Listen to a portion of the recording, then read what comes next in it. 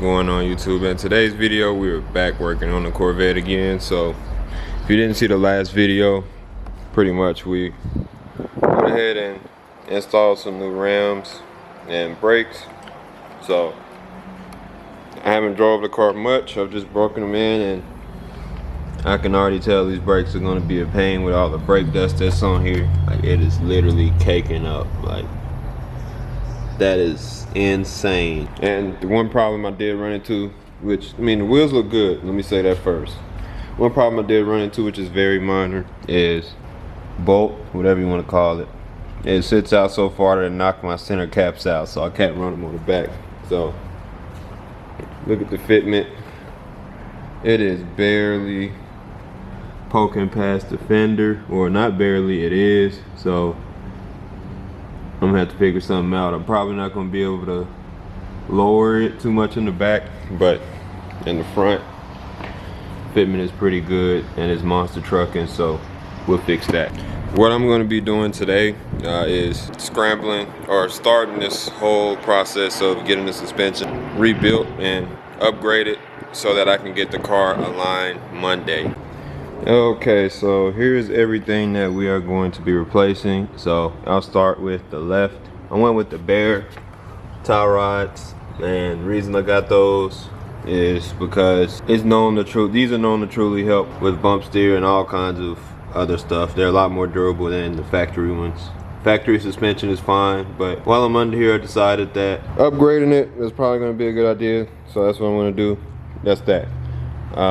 Next, I'll start with the stuff up top before I get to the bottom boxes, but I just got some polyurethane bushings for the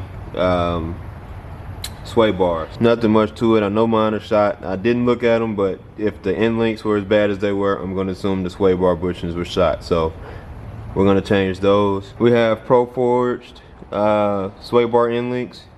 I have 4 of them because all 4 of mine are completely and utterly destroyed. So in the bottom boxes, I decided to do something on the budget end, but something that was also an upgrade, which was go with the C6 Z06 shocks or struts, and pretty much that's going to help stiffen up the ride. It's going to help the car handle better. It's going to help with a lot of things. So hopefully that can solve a lot of my issues with the body roll, along with the other mods that I'm doing. So that's that. Let's go ahead and get the car back in the air, and we'll start with the front of the car, and we shall go ahead and get to work.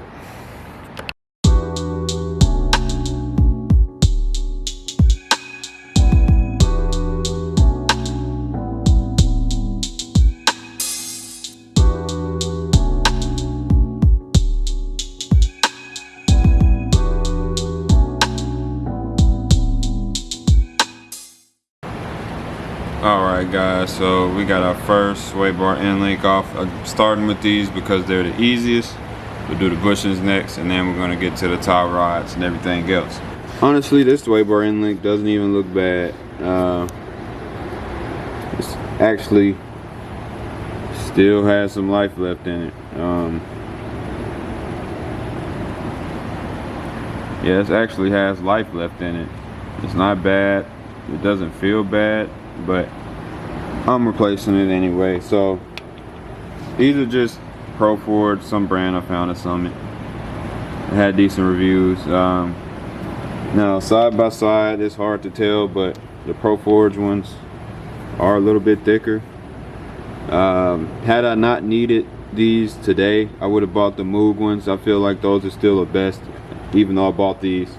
They just were not available, and I cannot take the risk of waiting on them and missing me getting my alignment. So Pro Forged still look good. As you can see, like this part of the middle part of the end link itself is a lot beefier than this one, as well as the back part is definitely beefier than this.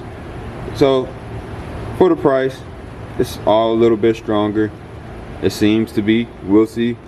But I just wanted to put something that would be good quality on there, and since I'm under here, I thought I would go ahead and change all of this stuff. and as you can see, sway bar inlets just go right there. It's literally 2 bolts, 2 18 millimeters to get it out.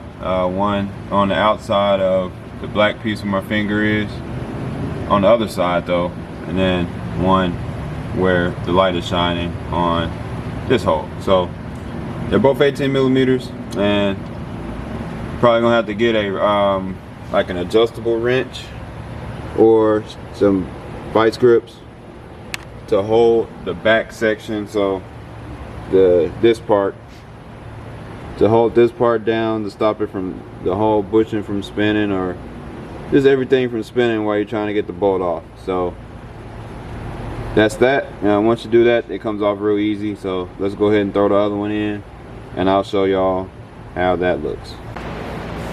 All right guys, I'm back. I'm not sure where I am in the video, but it is 2 days after I originally started. Long story short, I wasn't feeling good yesterday, and it got late the day that I started. But let's go ahead and show what's been done so far. So I have finished the passenger side.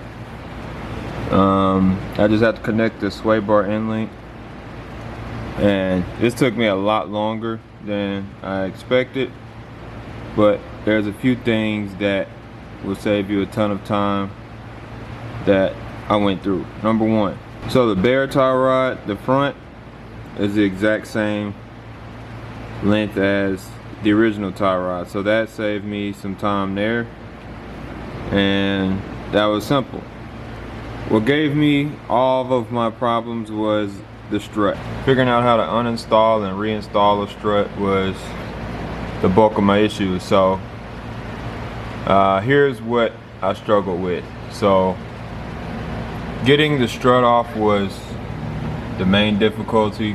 Compressing it to get it out of this tiny area, you have to pretty much find a way to compress it and pull it off. So what you can do is get you some zip ties, and I'll show you. I have my old strut still. So you can use a jack and lift up under the ball joint to compress the strut. All I did was put straps or zip ties in a circle, and I just crisscrossed them up top. And then one more thing that I did to prevent them from sliding off, because I was having a problem with them sliding off, was adding some tape.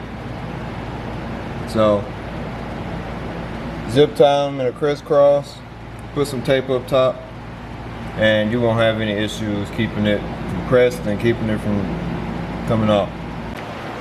Alright guys, so I didn't record anything, but I went ahead and did the back, which was a million times easier. You still have to compress the strut to get in there. There's other videos on that, because obviously I didn't record. But we also got the new tie rod back here, as well as the sway bar inlet. So those went on easy.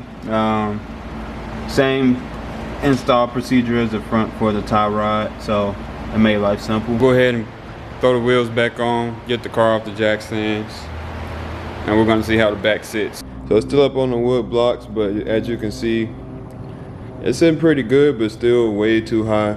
It went down just a tad bit, but not enough. Same with the back. Back went down a lot, but still not enough for me. I want it a little bit lower. I'm not trying to have it slammed, but you know, there's a lot of wheel gap still. The front is the main one though. The back, I could honestly, if I had to leave it where it is, I could, but this is driving me insane. In the next video, we'll address that. And also, I'm way ahead at this point, so after the next video,